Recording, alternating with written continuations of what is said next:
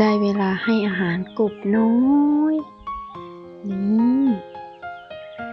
น้องๆกำลังยุบยิบยุบยิบยุบยิบกินอาหารอยู่เด้อพี่น้องบ่อนี้ประมาณ 2,000 ตัว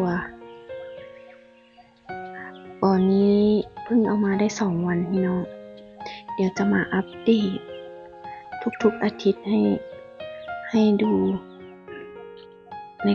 ในการเปลี่ยนแปลงของน้องเนาะบ่อนี้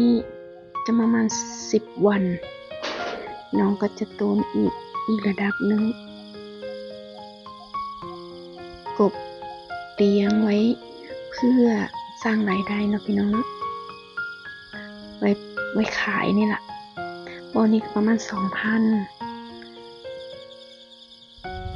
ให้ดูบรรยากาศน้องก็จะประมาณนี้อีกประมาณ1 อาทิตย์ค่อยมาอัปเดตใหม่เนาะพี่น้องเนาะอัปเดตเรื่อยๆว่าการเติบโตของน้องเนี่ยจะได้ประมาณไหนเนาะ